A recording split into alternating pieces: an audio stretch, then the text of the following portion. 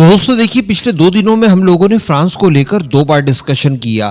France को कहीं ना कहीं इस बात का डाउट जरूर आ चुका है मन में कि हो सकता है कि भारत जब 114 की संख्या में MRFA प्रोग्राम के तहत फाइटर जेट खरीदे तो उसमें फ्रांसीसी रफाल ना खरीद कर शायद यूरो फाइटर टाइफून खरीद ले, क्योंकि जर्मनी का जो झुकाव भारत की तरफ दिखाई दे रहा है, स्पेन का दिखाई दे रहा है और यूरोप की जो इस समय मजबूरी बनी हुई है क्योंकि अर्थव्यवस्था उनकी डामाडोल चल रही है।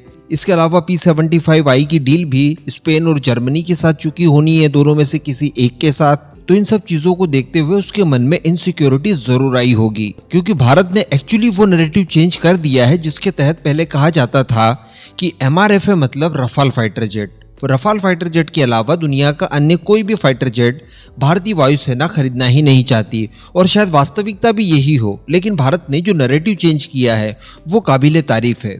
इसी बात को लेकर हम लोगों ने ये भी देखा कि बांग्लादेश के साथ फ्रांस की इस समय बातचीत चल रही है रफाल फाइटर जेट की डील को लेकर। हालांकि ये कोई नया इंसिडेंस नहीं है, सभी लोग जानते ही होंगे। किसी ने गौर शायद नहीं किया होगा कि पाकिस्तान हो या भारत हो, दोनों ही फ्रांसीसी कंपनी इसी डसॉल्ट एविएशन के बनाए गए मिराज 2000 का इस्तेमाल करती है। भारत और पाकिस्तान दोनों के पास फ्रांसीसी मिराज है। जैसा कि आज हम लोग बात कर रहे हैं कि क्या बांग्लादेश और भारत दोनों ही रफाल के यूजर बनेंगे, तो बांग्लादेश तो ऑफिशियली अभी हमारा एक्टिव दुश्मन नहीं बना है, लेकिन पाकिस्तान उस समय हमारा ऑफिशियल एक्टिव दुश्मन था, इवन वन एंड ओनली था। उसके बावजूद उसके पास और भारत के पास, दोनों के पास मिराज विमान थे।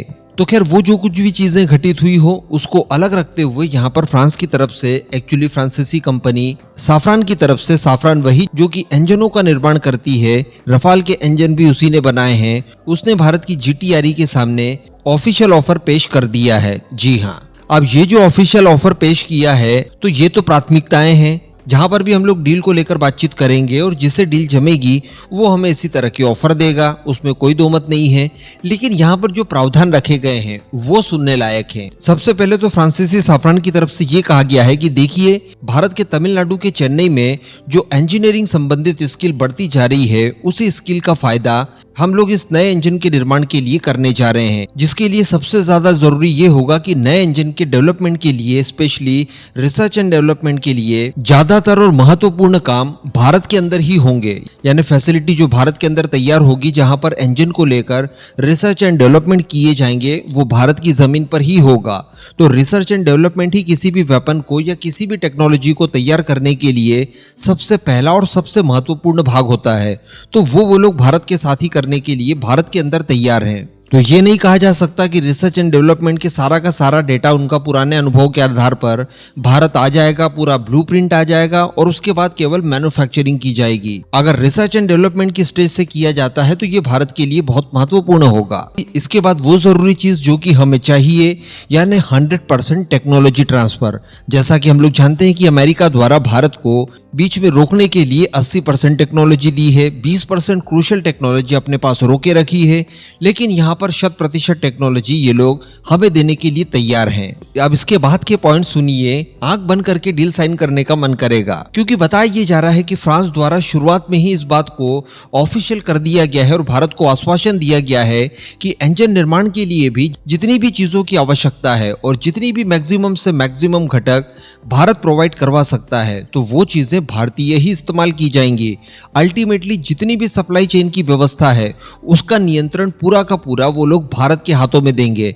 ऐसा नहीं है कि कुछ चीजें बनी बनाई वो लोग फ्रांस से इंपोर्ट कर लेंगे और जब भारत को सारी कुछ चीजें सौंप दी जाएगी, पूरी टेक्नोलॉजी सौंप दी जाएगी और भारत खुद के बूते जब इंजन डेवलप करेगा तो उसके लिए वही सारे पार्ट्स हमें फ्रांस से ही इंपोर्ट करने होंगे। नहीं, वो सारी चीजें भारत से ही सुनिश्चित की जाएंगी। इसके आगे सुनिए और मजा आएगा, क्योंकि बताया ये जा रहा है कि भारत पूरी स्वतंत्रता के साथ इसे कहीं भी एक्सपोर्ट कर सकता है। जी हाँ, यानी अगर हम लोग चाहें तो इस डील के संपन्न होने के बाद, इंजन तैयार हो जाने के बाद, नॉर्थ कोरिया, रशिया, चाइना या फिर ईरान को भी एक्सपोर्ट करना चाहें तो हम लोग पूरी तरह से स्वतंत्र हैं, किसी भी देश को बिना फ्रांस की मंजूरी लिए एक्सपोर्ट कर सकते हैं। अल्टीमेटली यहाँ पर IPR की बात कही जा रही है, जो कि 100% टेक्नोलॉजी की तरह ही भारत के हाथों में होगा। अब अंतिम और सबसे महत्वपूर्ण पॉइंट समझिए आप, यहाँ पर फ्रांस की तरफ से यह भी भारत को ऑफर दिया गया है कि इस इंजन के डेवलपमेंट के बाद और साथ ही इसकी मैन्युफैक्चरिंग के दौरान जितने नंबर्स में भी आप इन इंजन्स का निर्माण करना चाहे करिए,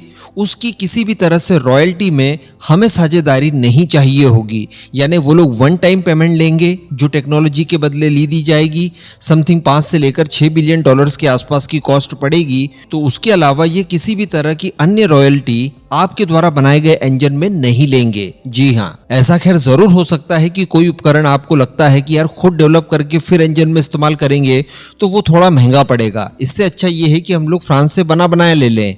तो वो अगर आप लेते हैं तो डेफिनेटली उसकी कीमत पे करनी होगी। लेकिन प्रति इंजन जो भारत के अंदर तैयार किए जाएंगे उसमें से किसी भी तरह से राजस्व साझा नहीं किया जाएगा, जबकि ये प्रावधान मैं आपको बता दूं कि F414 इंजन में रहेगा।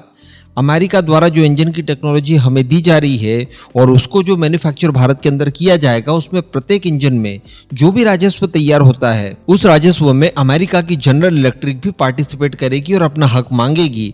तभी तो उसे फायदा है और तभी तो वो भारत के अंदर इंजन मैन्युफैक्चर के लिए तैयार हुए हैं। इस तरह की चीज फ्रांस के साथ बाकी नहीं रहेगी। केवल वन टाइम खर्चे में ये हमें संपूर्ण चीजें प्रोवाइड करवा देंगे। तो अब केवल देरी इसी बात की है कि जल्द से जल्द भारत और फ्रांस के बीच में ऑफिशियल डील साइनिंग हो जाए। इसके अतिरिक्त पूरी स्थिति यहाँ पर फ्रांस के द्वारा खुद ही क्लियर कर दी गई है और ये चीजें इसी वजह से संपन्न हो पाई है क्योंकि अमेरिका जैसे क्रिटिकल कानून वगैरह फ्रांस के अंदर नहीं है। फ्रांस को अमेरिका की तरह अपनी कांग्रेस से किसी तरह की कोई परमिशन लेने की आवश्यकता नहीं पड़ती।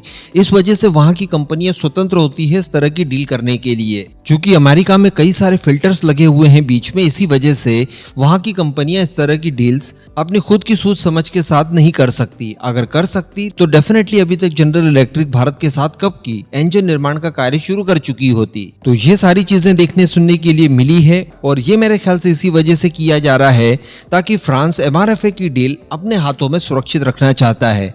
इतने बड़े ऑफर के बाद इतनी बड़ी डील अगर साइन हो जाती है तो उसके बाद फ्रांस इस बात को सुनिश्चित कर पाएगा कि अगर भारत इन फ्यूचर 114 विमान खरीदता है तो वो हम ही से खरीदेगा।